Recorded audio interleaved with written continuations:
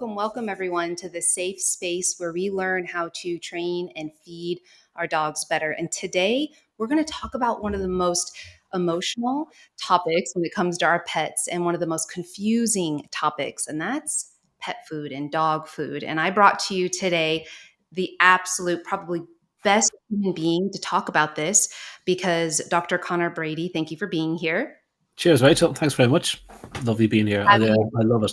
I love this platform. It's so professional. It looks great from my side. So it's nice. Nice job. I like it so far. Nice. Oh, thank you. I appreciate that. Well, that means a lot coming from you, Oh, that's great. especially, I mean, you have such vast and in-depth experience with a PhD and your doctorate in nutrition, specifically for mammals and with specific studying and research on gut flora, microbiome health, I think is really puts you in a position to talk about dog food with credibility that you just don't find anywhere. So I think this is going to be, I know this is going to be highly, highly valuable to everyone watching.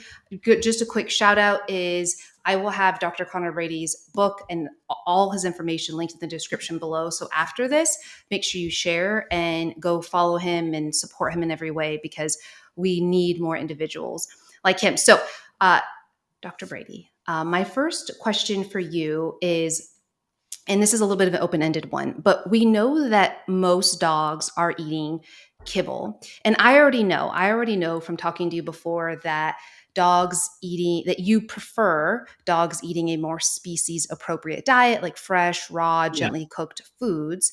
But the reality is that most pet parents have financial restrictions or they just lack experience and confidence in feeding a fresher food and feeding less kibble. So my question for you is, how do we as pet parents address this? Like, how do we approach this idea of feeding a better diet, which I know is a big question, but I kind of want to see where your brain goes. Yeah.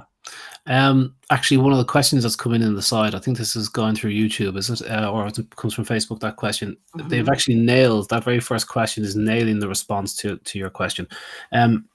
So I think when people start off, I think they get a little bit bamboozled, and sometimes they hear the word raw and they get worried.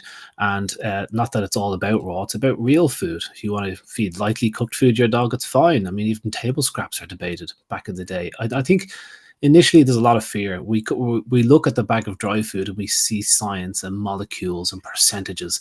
And we have very concerned groups, authoritative groups telling us that if you try and do it yourself, you might do it wrong and you might harm your dog. And you hear a lot of these worrying kind of ideas are put in people's heads that convince them that they're not able to feed the dog themselves, and that job should be left to companies with reputations for making certain types of food products, candy companies, let's face it, Mars and Nestle. And so they dominate the dry pet food sector. And I'm thinking, I'm not quite sure I want to leave all responsibility in their hands.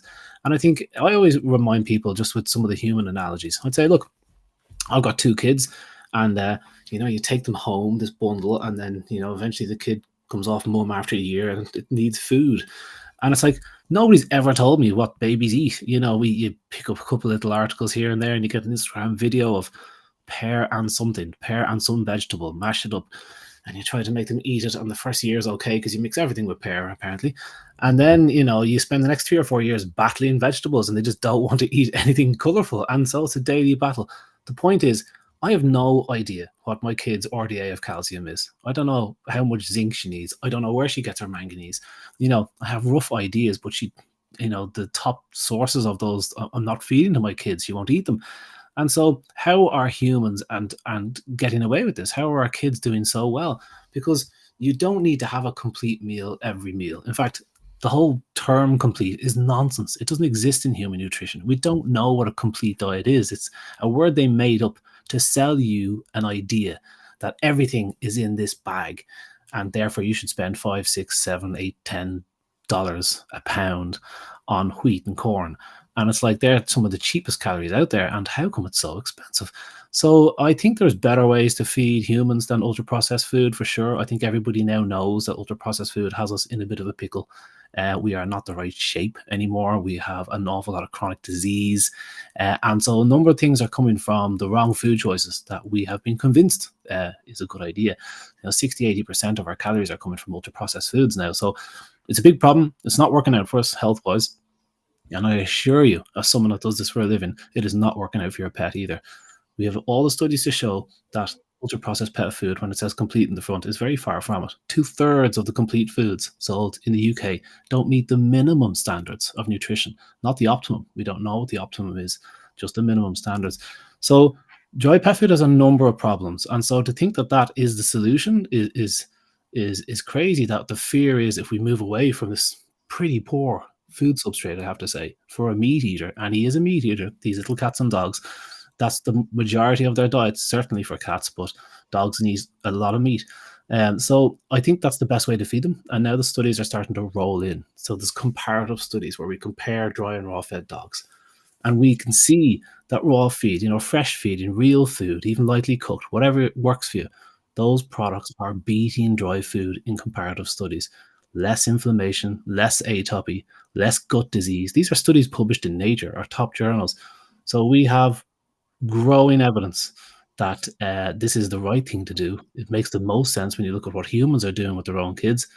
And I think we need to kind of park the fear a little bit and just think, maybe I'll just give him a little bit of meat today, cook a bit of my own meat and give him some, give him a raw meaty bone, throw him a handful of blueberries out into the grass. He'd love that, sardines, eggs.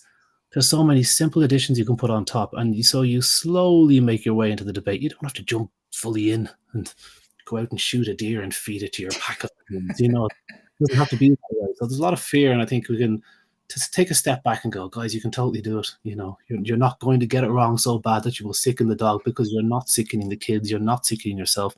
You don't fall into the doctors with a nutritional deficiency, and you have them. You're not eating enough omega-3, zinc, magnesium. All Americans, Irish, UK people, we all suffer from nutritional deficiencies, but not to the point that we're staggering into the doctors looking for help. So that will be the same for your pet. You can do it, and you can do a much better job than the products that are out there today, I assure you. Absolutely. And I think it's one of my questions I have on my list is about complete and balanced, because that has always boggled my mind, because my degree is in nutrition science, but for humans. And this idea of eating a complete meal every meal, or even every day, or even every week, is not something we ever really learned about. Like, that's not common practice. But I think a lot of people believe that complete and balanced, and when you see on the bag that it's formulated to AFCO standards, or it's complete and balanced, that somehow means that that's okay to feed your dog day in, day out for the rest of their lives. But I think you hit it on the head there, in that it's really more marketing than anything, because then it makes us as pet parents believe we buy this big dry bag of kibble that can last on the shelf for 12, 24 months, and we don't need to buy anything else, and it's super simple and convenient. But that Yeah. really is marketing. And to your point, it's expensive. If you really look at the Yeah. ingredients in there, it's expensive. Yeah, absolutely. I mean, fresh chicken and beef off the shelf of the supermarket is half the price of pet food. That's not the way it's supposed to be. It's breakfast cereal. It's fortified with vitamins. We know those tricks to use to feed kids terrible food products made by the same companies with the same tricks. So yeah, the idea this AFCO complete, that people believe AFCO is this kind of regulating body. They don't regulate. They don't check the products. Yep. They have no legal powers whatsoever. And when you look at the criteria, they're minimum standards, by the way. When they say complete and balanced, that's minimum. So your pet, they're aiming for the minimum amount of protein, the minimum amount of good quality fats. But to suggest that this product can even sit on the shelf for 12 months, who says? Who's tested those products? They do a little calculation and they say, this is probably what the vitamins and minerals and protein and fats and stuff are in when we're finished making the product. That's roughly what's in the bag. So what happens when you open the bag and leave it open for 2 weeks? You start to develop storage mites, vitamins quality falls, your fats start to oxidize and go rancid. Who says that's a good quality product? We've got aldehydes, ages, all these Maillard reaction particles from ultra processing foods. We don't need to bog into the science, but this is why this stuff isn't good for you in human world. That's the exact same problem. And if you look at the meat that's used in dry pet food, like when it says dried meat. They're allowed to say dried meat now. That's actually meat and bone meal. They used to call it meat and bone meal.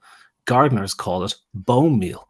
So when they put in, if it says with chicken or with beef on your dry food, that's 4% bone meal. So when you send meat to a renderer, okay, so you take everything you can off the cow, you just send the absolute scraps to the renderer, because every bit of meat is worth money. Every bit of chicken molecule goes into a chicken nugget, and you're left with a frame and a head and a spine, and it goes and gets stewed up in the renderer's vat. That is not meat, but that's what they're selling you, that it's a beefy dry food. And there's no beef in that. There's more beef on a butcher's knife. So I think for the price of it and the value for money, it's nonsense. It's a hoodwink. It's not fair. It's a ripoff. Tell me more about your thoughts on meat meal and byproducts, because maybe where you are, I don't think we have a lot of the terminology of with meat or with chicken, as you were stating. We have a lot of meat meal, chicken meal, beef Yeah. meal, byproduct meal, etc. We don't need to go into the details of each and every one, Yeah. but here's the feedback I get when I talk about these ingredients, mostly from conventional veterinarians, and then a lot of very passionate pet parents will say, well, these meat meals and these byproducts are just the offal or the organs of the animal. So they are going to be nutrient dense. And then because they are processed into this powder, they are going to be protein dense, which technically, if we take common sense aside, they're kind of right in that sense in terms of the protein value, which when we look at these kibbles, we'll see these get protein percents under the guaranteed analysis, upper 20s, which is relatively high for a Mm-hmm. kibble. But a lot of times that'll be because meat meals used. So I know, and my understanding, but I want your thoughts, is that meat meals are not optimal in most cases, because most of the time they're going to be lower quality meats, which we can talk about. And even if it was really high quality meats used and they really just were using nose to tail, it's gone through so many more processing steps and heat that even the bioavailability of that high protein is questionable. Yeah. What are your thoughts on those statements? Loads of I can talk all night about just that kind of setup alone. You know, meat and bone meal. If there is a belief that there is meat in the bag, and if you think about it, okay, a chicken, when it comes to making chicken nuggets, they hold up the frame and they blow. Okay, it's mechanically removed meat. Every single bit of meat comes off that chicken to make a chicken nugget. It's the lowest form of chicken. And what goes to the renderer's vat? I mean, what part of the meat do they send to the renderer's vat? That stuff is sent for free. It's waste. They don't send meat. They don't go, sure, we'll send a few chicken breasts and a few chicken thighs. They don't send chicken necks. They send heads and a frame, which is bone. That's what goes to the renderer's vat. There isn't spare meat that goes to the renderer's vat, because a renderer's vat is waste. It stews it up under high pressure, and the fat floats to the top, and for your jellies and your soap, and your protein goo sinks to the bottom, which is stewed up bones and cartilage, and they dry it out and they sell it to you as bone meal for your garden, or meat and bone meal if you're a pet food manufacturer. But there's very little meat in that. And so same with beef. When people talk, like, there's still parts of the beef that goes for rendering. Head mince is used in burgers. So when you think of like what parts of the cow would go to a renderer's vat, they don't give it the head mince. They take every bit of flesh off the skull and they stew it up to make burgers. They don't give them the tongue. They don't give them the lips. All that is stewed up to make meat. So this is still okay meat for humans to be eating. It's perfectly good animal protein, but it doesn't go to a renderer's vat because they have outlets to sell it for, and it's not pet food. So what goes to a renderer's vat is what they're forced to sell, but also what goes to a renderer's vat is 4D meat. Now meat is being used, but 4D is dead, diseased, dying, disabled. They're not allowed to sell that for humans. So that goes to a renderer's vat. So that is a source of meat that may come in meat and bone meal, but it's probably not the meat you would like your kids to be eating, because it's dead, diseased, dying, and disabled. There's reasons why it's going for the renderer's vat. There's also roadkill, supermarket waste, and all sorts of stuff that can add meat to the mix. But it's not the stuff that we see on a supermarket shelf like beef mince. It's not chicken thighs. It's not good quality food, good quality fat. And then to your point, when it gets there and gets older processed, huge amounts of heat and pressure are used to separate the meat and bone. The bone sinks to the bottom and this grey goo is dragged out. And then huge amounts of heat are used again to dry that stuff out into grey powder. Then it's sent to the dry pet food manufacturer, who cooks it up for a third time to stew it up with the other plant ingredients. And they add a little tiny bit of this meat and bone meal in, and then they dry it with mega heat. So your product is 4 times cooked. And we know if you cook meat too much, it's bad for you. Okay, this is where when you see studies of meat being bad for you, it's not good quality fresh meat those studies are done on. There's no evidence to say Yeah. good quality fresh meat is bad for you at all. It's quite the opposite. But ultra processed meat and particularly pork, ultra processed pork products, but ultra processed meat, yeah, it has problems because when you ultra process it and add loads of heat, you make this tough, hard to digest bit of steak, and that's the stuff that starts to cause problems. They're called Maillard reactive particles. And we know you should not treat protein like that too often. And if you 4 times cook protein, you are getting stuff that is really hard to digest at a minimum, but also contains a lot of cancerous properties. That is not good quality protein. Thankfully, they don't use too much of it in dry food. As I said, 4, 5, 6% meat and bone meal, which is largely bone meal. The rest is plant ingredients. And so we Mhm. see the dried beef somewhere on the list, but the first ingredient may be wheat, or dried beef meal might be the first ingredient, but then they've got wheat and corn and maize and tapioca and rice flour, and it's called ingredient stacking, and they stack the carbs, bump, bump, bump, bump, bump, bump behind it. So you might have an enormous amount of carbohydrate, which they don't list on the label for your own benefit, and a tiny bit of beef meal. So all you see is beef meal, first ingredient, that's good. I see a tiny cow's toenail being used, and then a Yeah. whole heap of grain.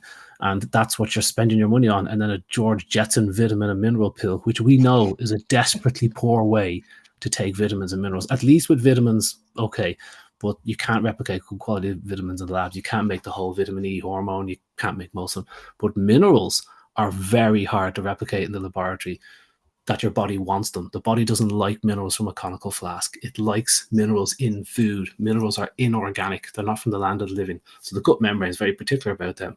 And we know the George Jetson approach of adding in minerals like zinc oxide and manganese oxide and copper sulfate is a terrible way of taking in your minerals. It needs to come from food.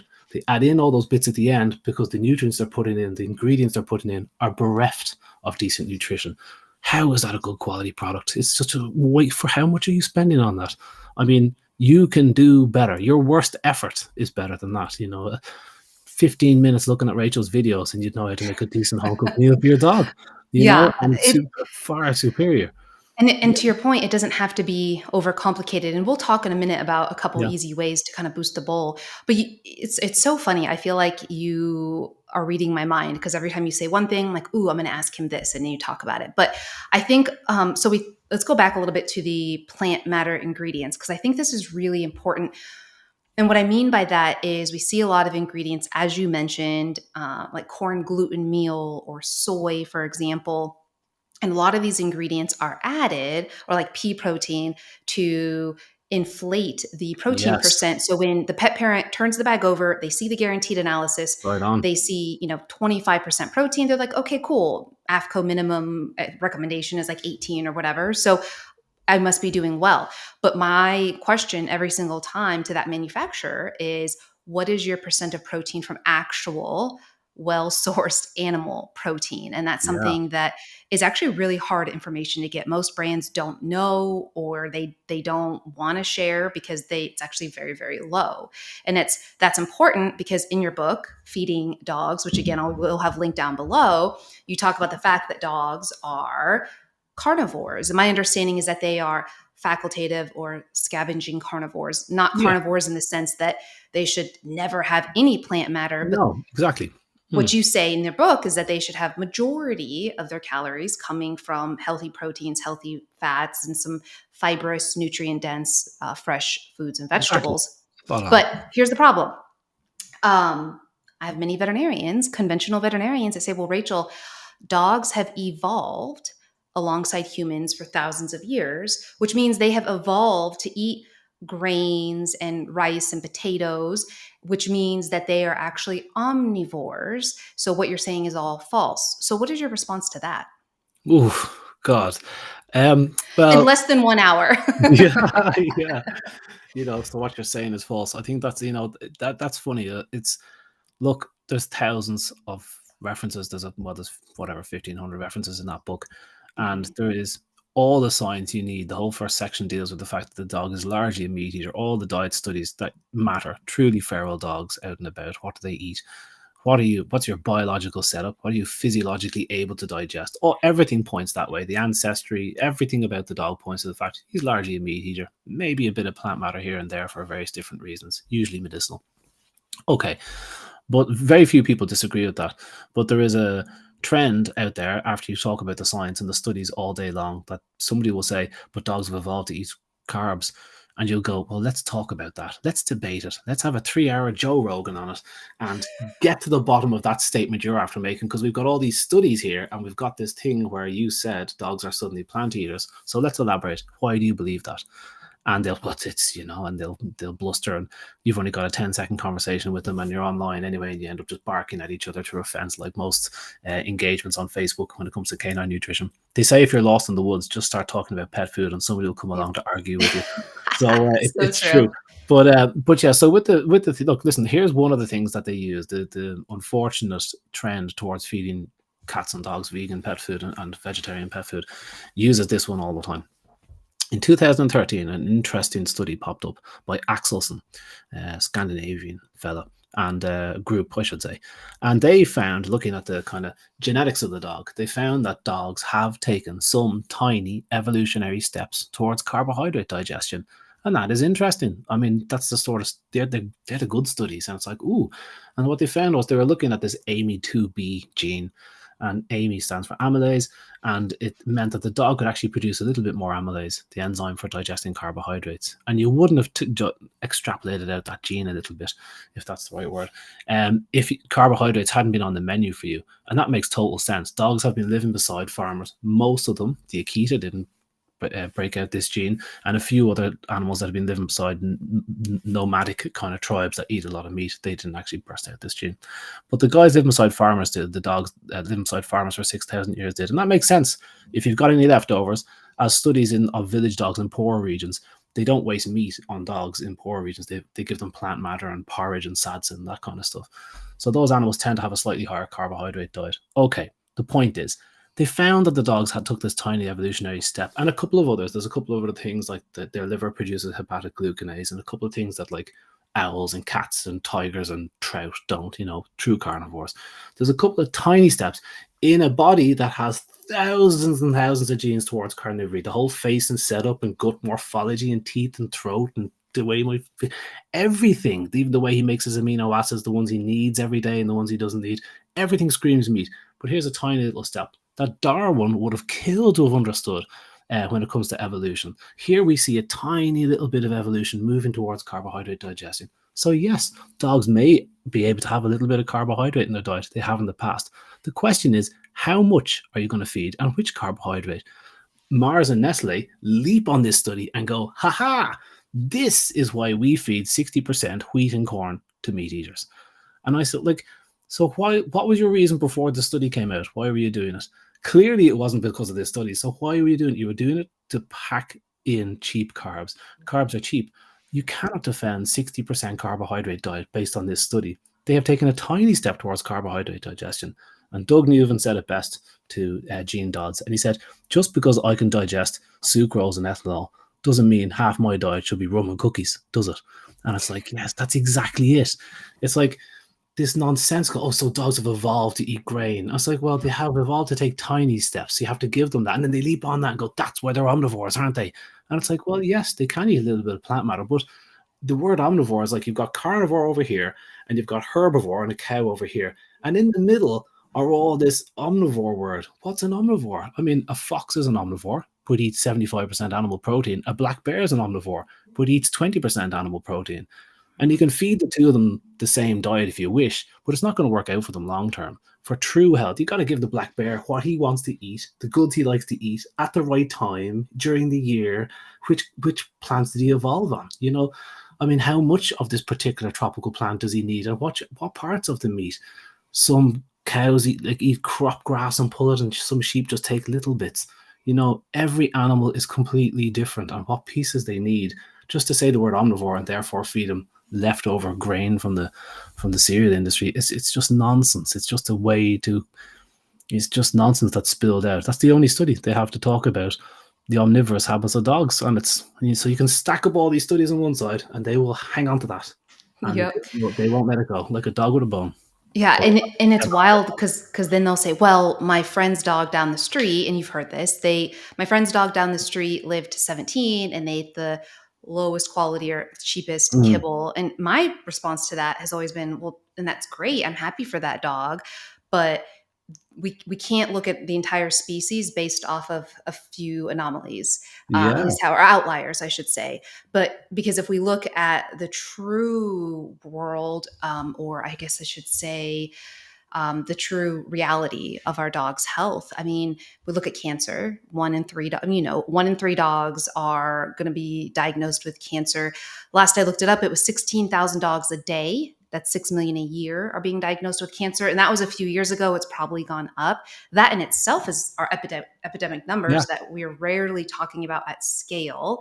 I won't even go into DCM compared to that. That always riled my wings. But that, and then we look at obesity. I know you talk a lot about that in your book. Almost 60% of dogs are overweight. And then we have kidney disease is all-time high, and epilepsy. And so when people say, oh, our dogs have evolved to be omnivores and eat all these carbs, which for those watching, every single kibble, the way that they make it shelf stable and these crunchy little nuggets is to fill it full of starchy carbs.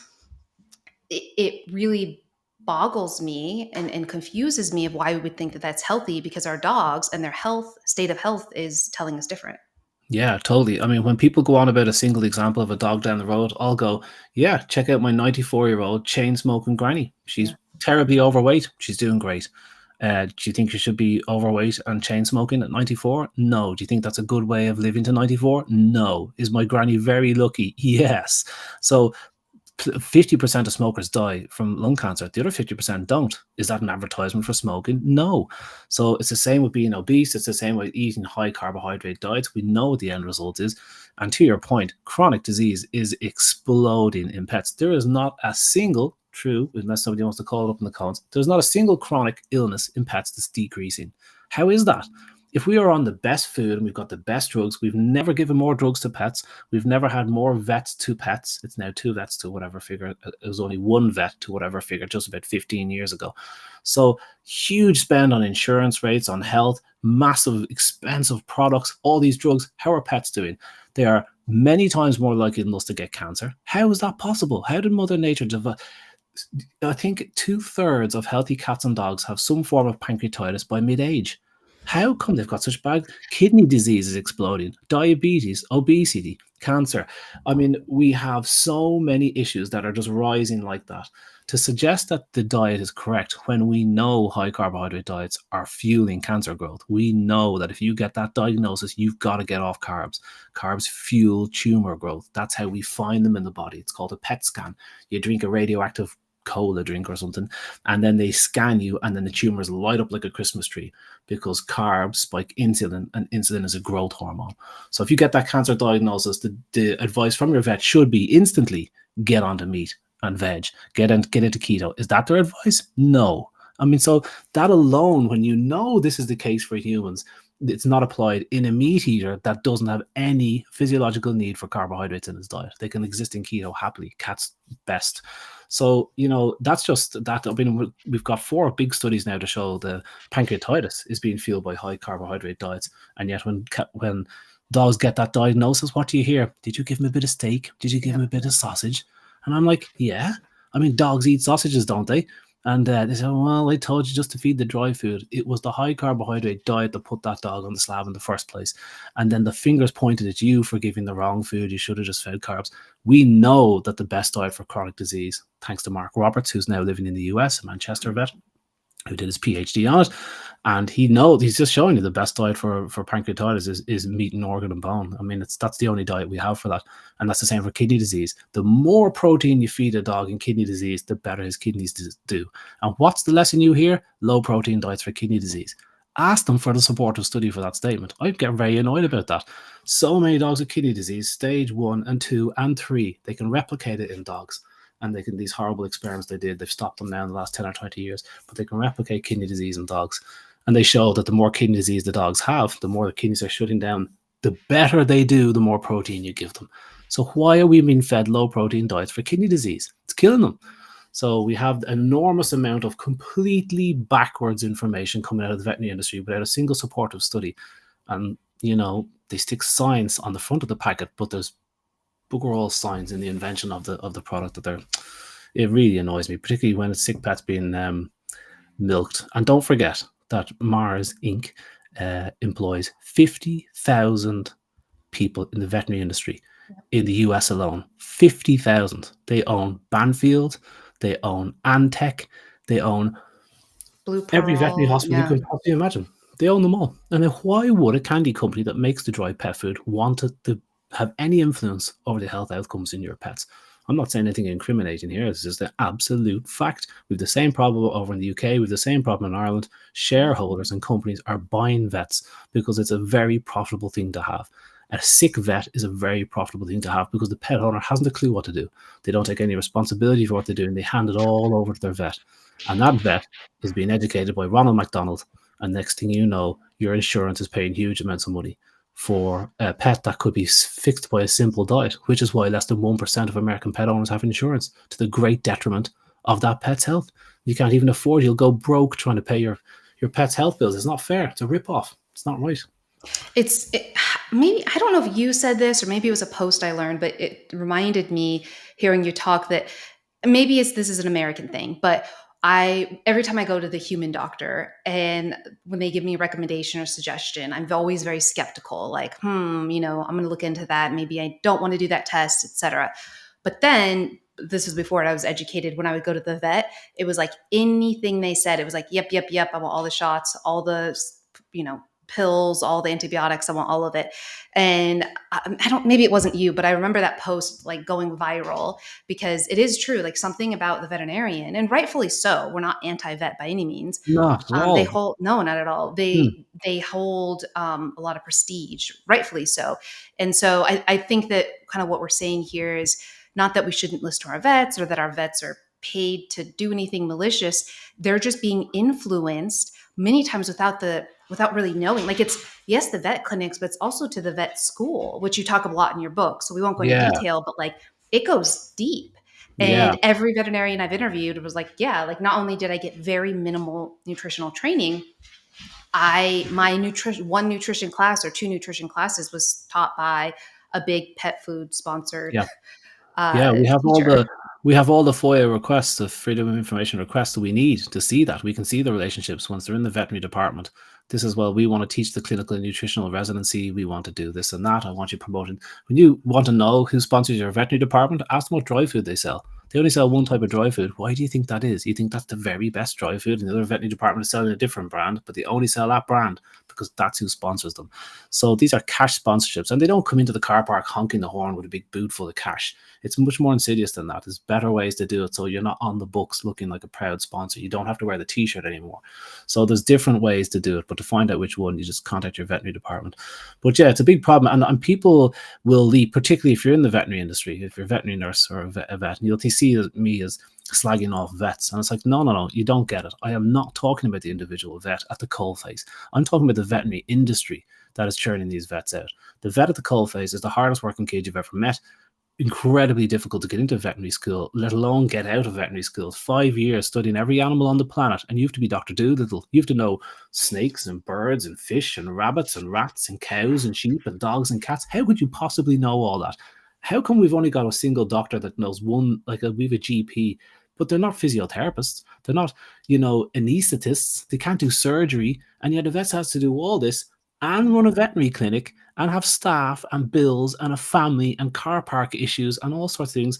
And then they're supposed to come home after all that and read all the studies on every drug that they're prescribing.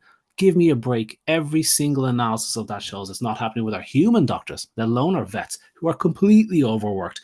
And they're mega stressed. They've got a terrible incidence of stress and suicide in the veterinary industry that needs to be addressed. And it's not going to be done by washing it under the carpet saying, don't criticize vets. Somebody's got to criticize the sector. These kids are suffering.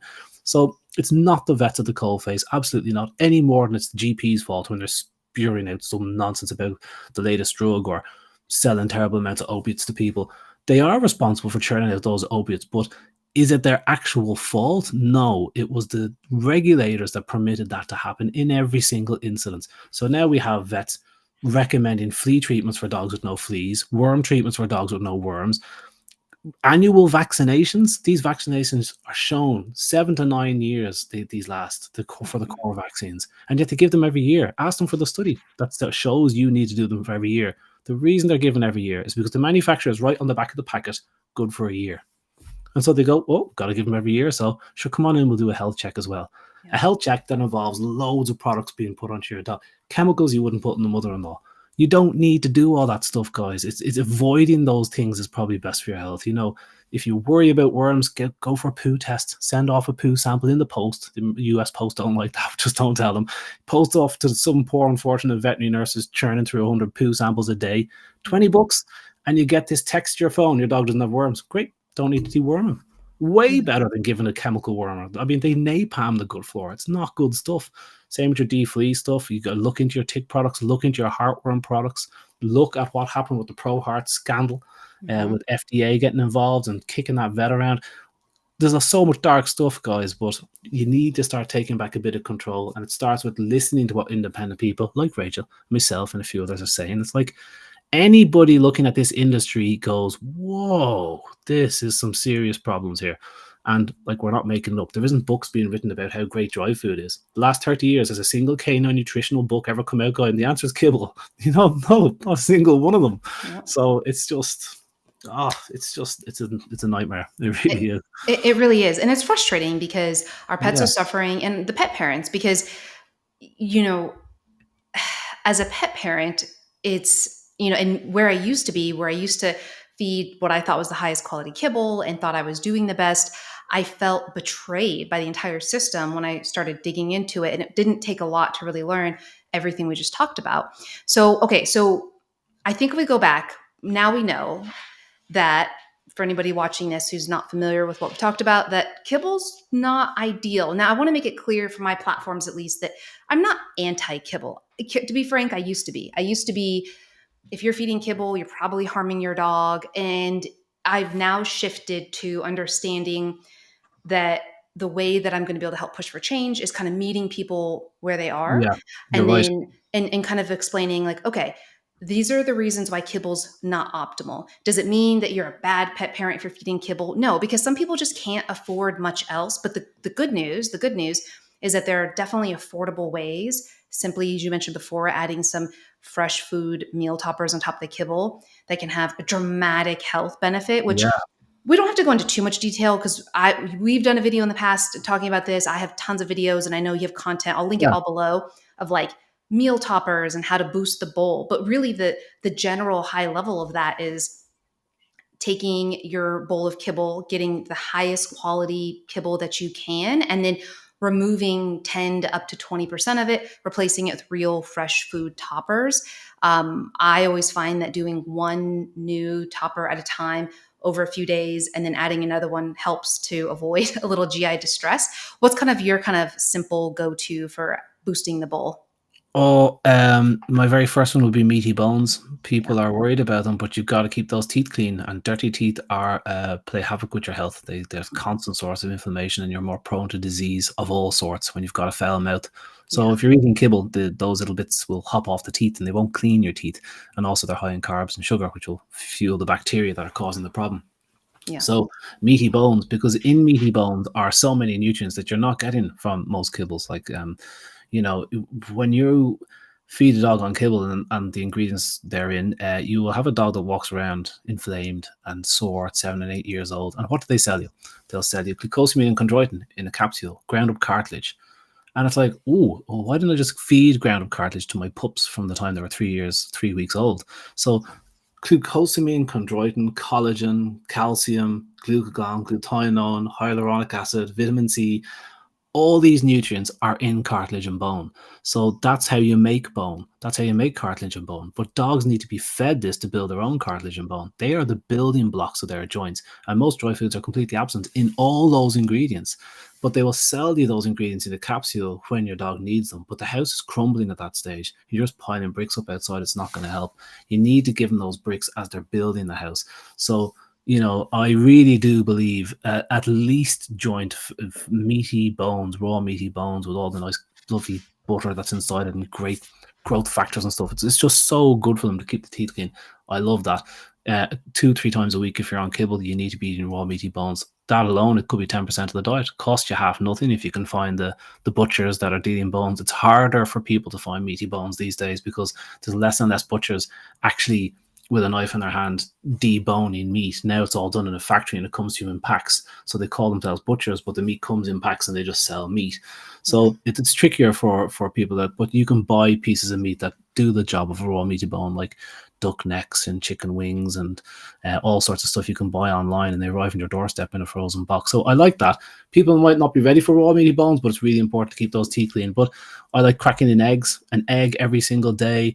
I love those. I love things like blueberries, but even dry blueberries, because you can buy better quality stuff. Wild blueberries, really deeply nutritious. The blueberries we buy in the shops are kind of developed to be sweet, but they're not deeply nutritious like a wild blueberry shaken from a tree in Canada, or we get them from Scandinavia. So I like those sort of cool little additions. Sardines, unbelievable, so nutritious. Surely one of the best foods out there.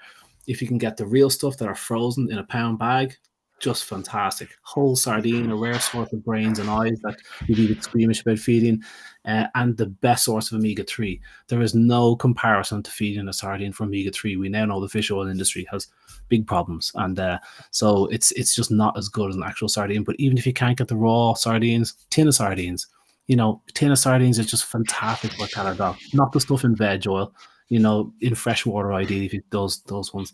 Beautiful. There's still good quality omega-3, great quality protein, and that could be 10-20% of your diet, and that's wonderful. It's cheap, so they're the sort of bits and pieces I like. That's off the top of my head. I could keep Yeah. going, but I'll stop.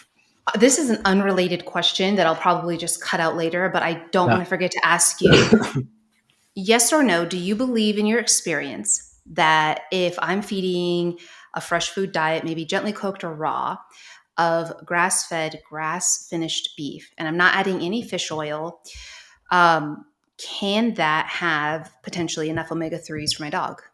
Definitely. 100%. Expand, There's absolute. expand. Tell me your thoughts on There's that. no doubt. So outdoor reared meat has enough omega-3 for carnivores. We know that because carnivores live on outdoor reared meat.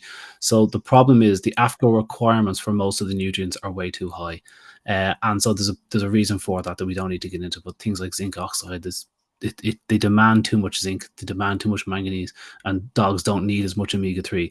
If I was a dry fed dog, I would need quite a lot of omega-3. And the reason for that is because the oils in your dry food, or the ingredients in your dry food, come with a lot of omega-6. So grain, for example, comes with a lot of omega-6. The problem with that is the more omega-6 in your diet, the more omega-3 you need to stop getting inflamed. And if you don't jack up the omega-3 content, your dog will get inflamed and itchy and sick. So that's a problem that dry food has. It never has a lot of good quality omega-3. If I was a dry feeder, I would definitely be putting in omega-3s, good quality, fresh. But as regards actual raw dog food eaters, yeah, if they're eating outdoor reared meat, that's eating normal food. Yes, that's enough omega-3. Studies show lamb, beef, venison, anything outdoor reared. The problem is raw feeders will feed a lot of indoor reared meat, which is chicken, duck, turkey, pork. And those animals are finished on wheat and corn and grain because it's the cheapest calories, the quickest way to fatten an animal. Tip, guess why cats and dogs are obese. So this is so feeding lots of wheat and corn to these animals makes them very high in omega-6. So raw feeders think that they're on the right track feeding meat, and they are, but unfortunately the intensively reared chicken industry, for example, produces meat that is not high quality and very high in omega-6. So they have the same problem as the kibble feeders, and they need to put in omega-3 too. So it's not just animal fat, as you said, it's the outdoor reared beasts are the best by far on every single respect, from nutrition to global warming. So outdoor reared animals walking across the grass, doing what they're supposed to do, and pooing out 50 pounds of manure into the soil and building soils, that is normal. That's the stuff your dog's supposed to be eating, and then you don't need to supplement with omega-3. But if you get sick, you would do. If in pregnancy, you need to. If you got autoimmune condition, you need to. If you got skin condition, you need to. But not a healthy animal eating outdoor reared meat doesn't need omega-3. And that's enough for the dog, for sure. That's incredible. On a more personal note, my dog was experiencing some food intolerances and having some GI upset. I was working with a lot of veterinarians, just back and forth. And I think you were the first one, at least I heard, say that your dog could have enough omega 3 just from eating grass fed, grass finished beef. And so Mm. I got him on a beef pure diet, just added some like this whole food premix to get it complete and balanced, right? Yeah, yeah. And started seeing benefits right away. Because everyone kept saying you have to give omega-3 sources from fish or sardines. And I'd give him a sardine, he'd vomit it up. He just Yeah. has sensitivity to it, I guess. And I Yeah. did Dr. Gene Dodd's Nutriscan, and sure enough, has sensitivities to that. And there's other stuff, but that was pretty mind blowing for me. And Yeah. all it took was to like simplify everything, Yeah. which is kind of seems to be your summary for everything. Is kind of like I think simplify, so. go Yeah. back to the roots, right? Yeah. What Okay, happens in the morning? Hmm. so we know that you're a big advocate of fresh feeding, raw feeding, gently cooked. If you're watching this and you're like, what does that mean? I'll link some videos down below to detail that. But I don't know if you saw the post that Rodney put up today about the newest study. Did you see Yeah. that about? Okay. So I think that's interesting. So this study going back, let's go back to your mention of feeding raw chicken wings, raw chicken feet, duck necks.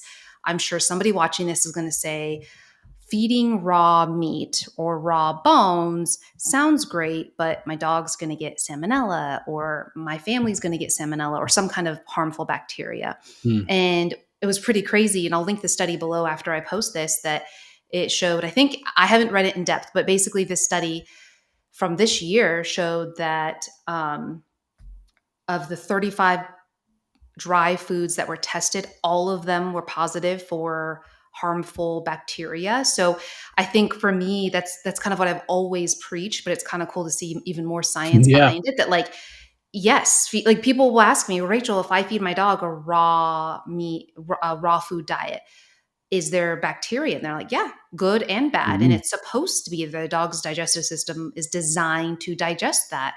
And I just wash my surfaces and my hands like I would if I'm Mm. making chicken for myself. Yeah. But I also remind them that there's also bacteria in kibble. It's not rid Yeah. of bacteria. And I know you talk about that in your book. So I'd love your thoughts on that, especially the new study. Yeah, like the new study was saying that that they found pathogenic bacteria in other words, bacteria that can get into you and harm you in every single dry food studied. Okay, so that would be news to a lot of people, and you would think that would prick the ears of the veterinary industry. It's not going to change a thing that they recommend. No. They're still terrified about fresh food. And here's the thing: 1 in 7 Americans will consult a doctor each year with food poisoning. 1 in 7 of you, and that's quite a high stat for most countries. It's one of the highest. And what are the top sources of Salmonella, E. coli, and Listeria? In the US? What's the most likely reason you're going to go to the doctors or hospital with food poisoning? It is leafy vegetables and fruit. And it's like, what? I thought it was going to be meat and eggs. No, they're 3 and 4 on the list. Leafy vegetables and fruit are the most likely reason you're going to get food poisoning in the US from Salmonella, E. coli, and Listeria. They top all those lists. And so, is the advice from the health sector in the US to avoid leafy vegetables and fruit, or maybe is it to clean up the vegetable and fruit chain and make sure you buy good quality stuff because you can't live without those ingredients? So Mhm. that is so obviously the case that fresh food is vital for people. To say that because some products have pathogenic bacteria, we should tar and feather them. Well, now we know that the kibble has bad products. In fact, kibble is recalled 10 times more than fresh and raw dog food, pound for pound. The US, the top cause of kibble recalls in the US is salmonella. It's enormous. And when you look at Truth About Pet Food, Susan Tixton, she shows you the figures and the tiny raw dog food figure. And you guys are producing a lot of raw dog food now. And then the kibble figure is this enormous figure. Mhm. Recall pound by weight. And this is the FDA that are doing it, who are big friends of the kibble industry, as they have shown a number of times with the recent DCM scandal they got involved in to incriminate the grain-free pet food natural pet sector on behalf of the cereal pet food sector. So they've been caught with their pants down doing that. And still, dry pet food has been recalled for salmonella way, way more than fresh food. Why doesn't your vet tell you that? From 2006 to 2016, 132 Americans reported into a doctor with salmonellosis from pet food. Every single one of them from dry pet food. 4 different studies. Not a single one from raw dog food. And half of those 132 people were toddlers under 2 years of age that were crawling into the bag of dry food. Did your vet ever warn you that dry food is dangerous? No. During that time, they were going around shouting about raw dog food. We don't have any examples of humans getting harmed by fresh and raw dog food. They've done enormous safety surveys, enormous 8,500 people in Helsinki, one of the largest surveys that Nature produced. So it's an enormous survey. And what did they find? They found that transition of bad disease, of pathogenic illness from raw dog food to humans is vanishingly small. In fact, it may even have a vaccinating effect, which was something that the author of that study said in one of the veterinary journals. I don't even need to get into it, but it's something akin to, you got to live with your biome. You got to live with this stuff. This is normal food. In fact, going the opposite way and trying to go other process is not working out. A second study came out in New York from Desicrantis, 2,500 pet owners, very, very safe in the US too. So what are they talking about? Where's the enormous safety study of dry food? It doesn't exist. So we have an enormous amount of studies showing that dry food is contaminated with bad bacteria. We've got an enormous amount of studies showing that humans are getting harmed by it. We don't have any evidence that it's happening to humans here. And then let's talk about pets. What about the incidence of pets getting harmed by pet food? Tens of thousands of cats and dogs are killed by pet food in the last 2 decades. Tens of thousands. The melamine scandal killed about 30, 40,000 in the US. We have we've DCM, which is its own scandal. We have hypervitaminosis, too much of this vitamin, too much of that vitamin. 100 dogs dead from mycotoxin here, 50 dogs dead from hypervitaminosis there. Multitudes of issues all the time happen. How many dogs and cats has complete raw dog food killed in the last 20 years? Less than 10. Less than 10 complete cats and dogs have been killed. Most of them, 6 cats were killed by TB from a raw dog food company in the UK. Big drama about that. Terrible for those cat owners, absolutely. But 6 cats compared to tens of thousands. So safety for who? We're not talking about safety for humans. We're not talking about safety for pets. It is just nonsense. It's fear to make you think that fresh food is going to kill your dog. I mean, it's just boggles the mind. It just boggles the mind, but it works because it's so believable. Because I can't eat raw chicken, so how can my dog? I'm not slagging the owners off. It makes perfect sense to us. The only vehicle for you getting sick from your dog eating meat is if you mess around with his poo. Okay, so that's a problem. So you got to make sure you keep poos clean. This dog's eating meat, and if you feed him rotten meat, he'll have rotten poos. If you feed him good quality meat, then he will have good quality poos. And so we can't do any more than that. Studies of the gut flora of dry and raw fed dogs show they've Campylobacteria, they've salmonella, they have E. coli, they're meat eaters. Birds are eating rats and mice, and they're not dropping dead of salmonella. Dogs dig up bones they buried a week ago. They don't drop down of salmonella. So they are different to us. They manage those bacterial communities, are probably very normal, very beneficial. E. coli keeps down Candida, did you know? So when you take antibiotics, particularly broad spectrum antibiotics, and you wipe out all the E. coli in an animal, what do you get? Thrush. So we have all these really finely balanced mechanisms. There's 1,700 species of salmonella. There's 6 that can harm you. There's lots of benefits to having salmonella, believe it or not. In some species, we just thought, they're just there and they've got no benefit to the human at all. Every bacterial community in your gut has a benefit. We just haven't understood what it is. It's dark matter to us. We don't understand what these things do. And it's just nonsense. So it really, I have one more study that came out there 1 month ago. Sorry, this is something that animates No, me. don't, please. A study last month came out, which is one of my favorites now in the last few years. And they were looking at pyometra, which is a nasty problem that the female dogs can get. And you really don't want it. Terrible infection. And it can harm you and it can kill you. And so it turns out it's most likely a type of E. coli, and it's most likely, they think, coming up from the digestive tract. And they think somehow it gets into the womb. Okay, so they looked at dry-fed dogs and raw-fed dogs, just check the E. coli content of their mouth and their gut and their anus, and they wanted to see him. And it turns out the dry-fed dogs had way more E. coli and around their butt than raw-fed dogs did. And they thought, they weren't expecting that at all. And so what we now know is dry-fed dogs are walking around with more E. coli than raw-fed dogs. So if E. coli was your concern, here's a study showing you healthy dogs are walking around with more E. coli on their butts.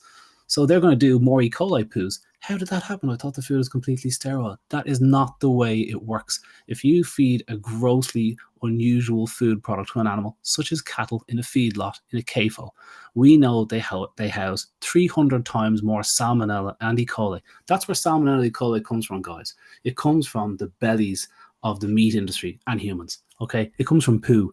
So that's where salmonella E. coli. So when fresh fruit and vegetables are killing you, it's because it was washed in poo water or somebody wasn't washing their hands properly. That's where it comes from. So when you feed cattle grain, they get 300 times the E. coli and salmonella of organic, outdoor reared, normally fed cows. They don't house those bacteria because they eat normal food. And it's the same with your dogs fed dry food. You feed them ultra processed muck, then they're going to have disturbed gut flora, and pathogenic bacteria will grow. 50% of healthy dry-fed dogs have Campylobacter. That'll lay you out. So, like, it's just nonsense. It's just every single way you have them. If you can sit down and let us do this long-form conversation, the public will see. But it's just not the sort of message that goes out there, because there's no money in a healthy dog. I know it would not be productive, but I would pay money to see you sit down and speak with I can think of a few conventional vets online that I see that are just so anti kind of what we practice and talk about. I think it would just be fascinating. Because I think you would be respectful, but I think your facts and your knowledge would just blow minds. Okay, there's one important project that I do want to make sure we talk about. We're getting close to time. But before that, if you have a second, I would love your hot take. There was a question that came in, and I'm curious about your thoughts on insect food for insect protein for dogs. That's becoming hot and hot. And there's some where it's still very low protein. It's mostly plant matter, and they throw some insects in there and they call it great. But I'm talking about, like, if we eventually get to a point where these pet foods are really high in insect protein, I'm actually confused on this matter and would love your thoughts. I just don't know. Studies of dogs, feral and free roaming dogs, two different types of dogs, because one goes back to their humans, which adulterates the diet study. But anyway, all those studies show that dogs don't eat a lot of insects. Insects are not part of their diet. Some studies show they'll have a insect kind of content to their diet, but they're usually eating whole birds. So they're dogs that live in more boreal and foresty places, and they eat whole birds because they couldn't be bothered shaking free the stomach contents. So you'll get insect 1%, that kind of thing. So very small. So what do I think about a product that has 20% insects? I've no idea. I know that there's a number of difficult to digest proteins in insects, such as chitin, chitin, and it forms the outer shell of insects. So even if you're feeding these black soldier larvae, they're full of chitin, and so that's hard to digest. It's the equivalent of wheat gluten. The reason they put that wheat gluten in, as you said, is to boost the protein content. Your dog can't digest it, but that's not important to them. So I think that the insect ingredient is abnormal. I think it's unusual. It's not something that a dog would normally eat, and now you're feeding a lot of it, and it's like, well, what are the long-term health implications of that? And like the vegan and vegetarian pet food buzz, because lots of money is being spent to convince you that that's a very healthy way of living, and the more you read about that, it's just not the case. But you have huge interests that own huge amounts of land in the US producing huge amounts of soy, and they need to sell it. So vegan is a whether people want to hear it or not, because half my friends are vegan, for God's sake. They absolutely are. Everybody that works for me is vegan, and God bless them. They care about animals more than anybody else on the planet. I get all that. But the problem is that there isn't any evidence to suggest it's a good way of feeding a cat and a dog. But they do have clever ways of coming up with little surveys and publish them in the studies and saying, well, my dog loves this food. And it's like, well, your dog eats the food. Prisoners eat porridge every day. I mean, you wouldn't be going to prison for the lovely meals they get, but they eat it, don't they? So it's like, it's just this nonsense. And also, they also do studies, and the insect pet food are doing one at the moment, I hear, where they compare it to meat-based dry food, which is your cereal-based pet food with a cow's toenail in it. And they will probably show, based on some very weak parameters that they'll choose, that over a month or two, the dogs do as well or as poorly as dogs fed the lowest quality food substrate on the planet, in my opinion. And so they will do that study and say, look how well, it's just as good as meat-based food. And when people read that article in their newspaper, they'll go, well, they do as well as meat-fed dogs. And so the leaps just get bigger and bigger. And now they did this study on dogs fed beef, and they're exact same. It's like, that's not what they did. So it's you just need to get one of these ridiculously poor quality studies, usually surveys, or a comparison to another terrible quality product. It's called an unfalsifiable comparison, where your product won't look worse beside this. Is my food product as good as eating old shoes? It is great, So, but old shoes is leather, it's cow protein. You just didn't ask what I was feeding them. So it's just, that's a problem we have. And I do have a problem with the whole insect move to feeding insects. I mean, why? We have got really good quality animal protein if it's reared correctly.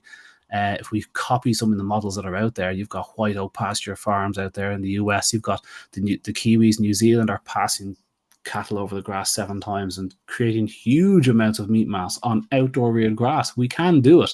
You just got to wrestle back some of the control and get back to small farming and that kind of thing, which is not permitted anymore for some strange reason. Yeah, that's really tough. I think, I'm not a veterinarian, but when I think about insect protein for pets, the only thing that, because my thoughts are same as yours, the only potential benefit or use case I could see that could be interesting are some of these highly, highly allergic sensitive dogs that genuinely, because I hear from these pet parents all the time, like I'm working with like 3 integrative holistic vets, and like we've tried all these things, the only thing that kind of works for them is the Hills or Royal Canin prescription diet, and I know it's just cereal, but it's the only thing when my dog's not full of rashes.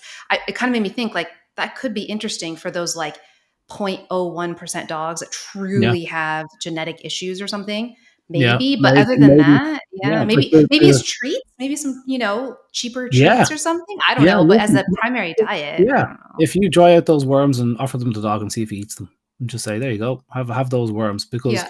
he probably won't. He will eat them when it's bound up with a whole lot of salt and Yeah. taste enhancers that they're allowed to use, not mentioned on the label, that gets dogs to eat kibble.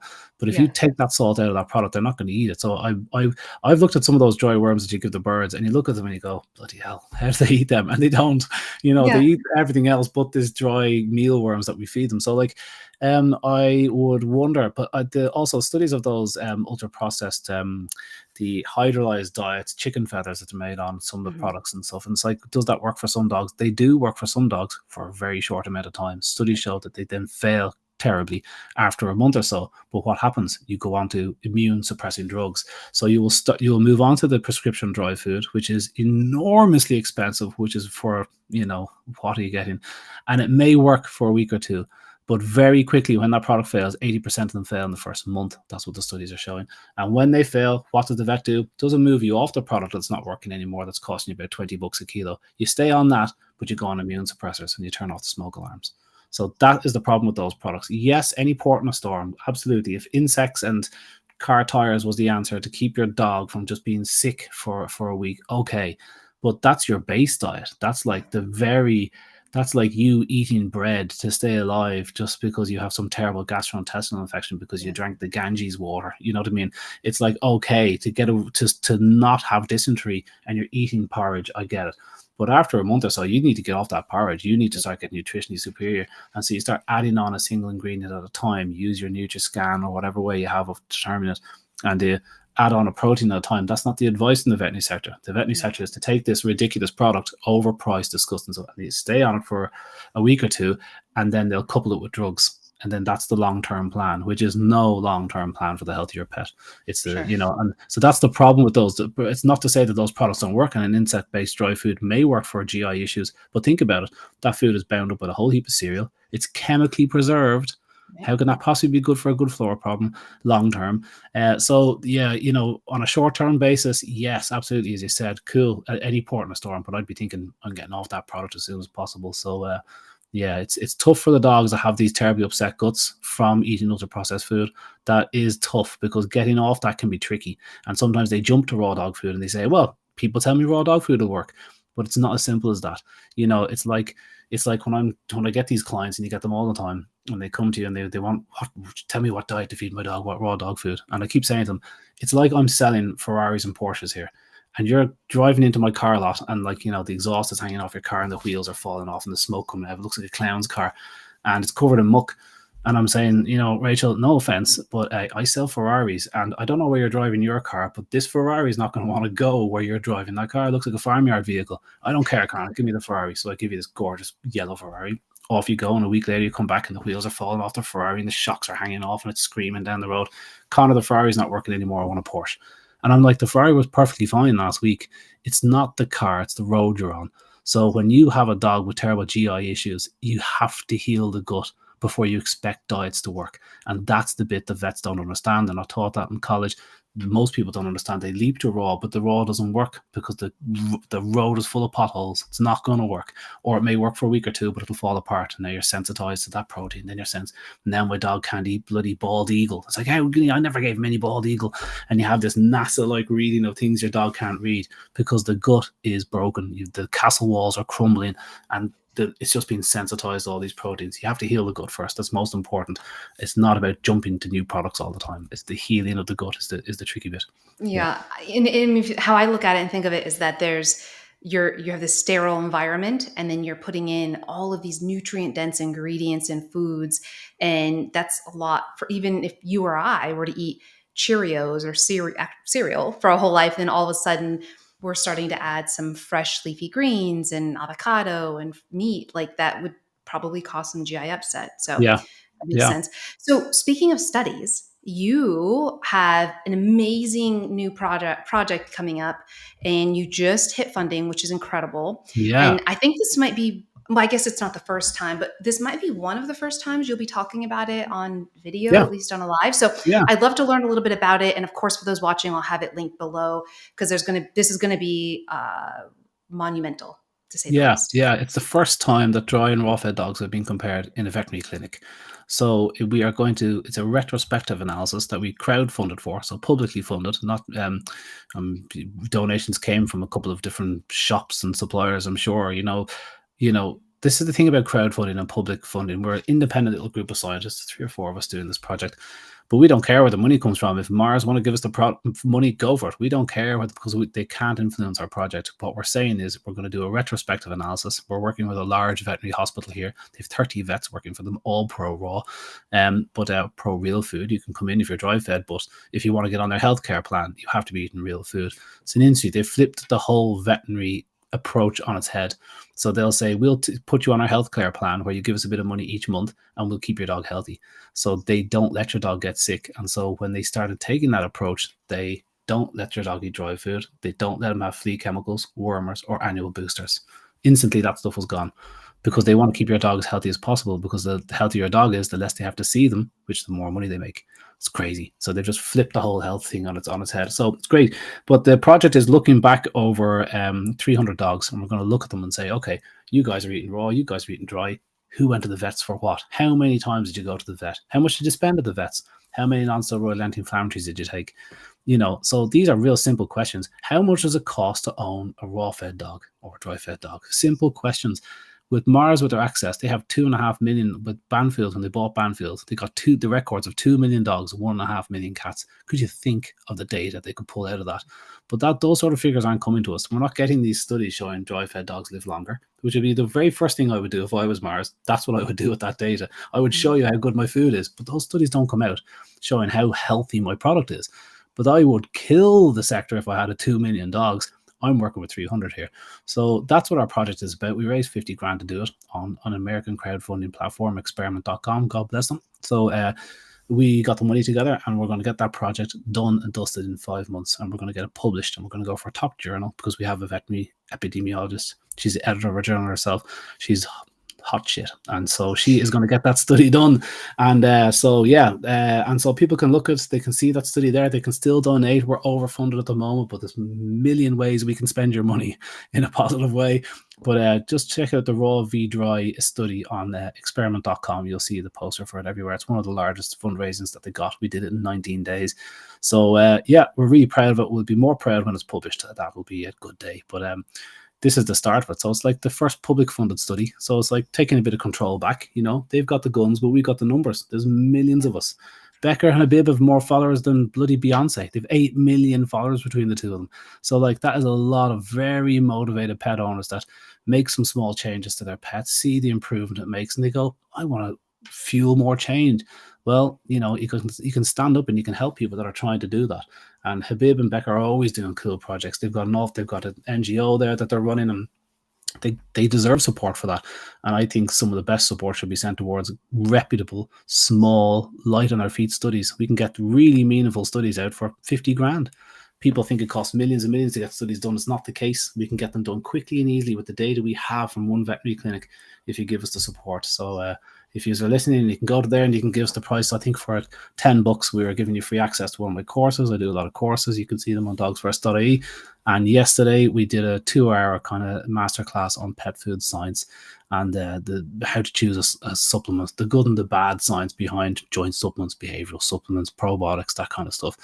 And so that went down well. And so people are hungry for that sort of information. Rachel, you know yourself. And these are the sort of platforms that are putting it out. I just think that you need to take a bit of control back. You need to kind of learn up a little bit and put your ear to the ground. And stop kind of handing off the responsibility for your health or your pet's health to somebody else. You know, your vet means well for sure. They really honestly believe what they're saying and the product and everything. They believe that's going to keep your dog healthy. Yeah. But you may have some different ideas, and you're allowed to. You're the one spending the money. It's your pet. Right. So that's the thing. They're taking back a bit of control for the immense benefit of your pet for sure. Yeah, this has been fantastic. And I am so excited about this study. So you said it's about 5 months from Yeah, when it's you like 5 start? months pretty much. Yeah. Yeah. When she Wow. says something, So she by means it. next year, but before end of next year, we Oh will have yeah. some Oh result. yeah. Like Gosh, we're this is talking about incredible. April time before my birthday. We'll have the study published. There you That's go. the well, that's the This has plan. been yeah, this is fantastic. I'm so appreciative of you and your team. I know there's a few of you working on this because this is what's needed, and this is going to help people like myself that are out here trying to educate and empower pet parents to make decisions that they feel good about, and that study is going to be something they can take to their veterinarian, not to shove it in their face, but to help empower and educate them. Yeah. And Yeah. you know, Totally. Bring them on it's side. yeah, absolutely. So this has been great. Again, for those who just hopped on, I'll have Dr. Connor Brady's book and all of his links and the link to the study link down below. Please contribute, please share, please subscribe, follow both of us because this is really the place where we learn how to train and feed and really care for our pets better from experts, scientists, veterinarians, so that you can really feel good about the decisions you're making. Thank you, Dr. Brady, for being here. It's always an honor.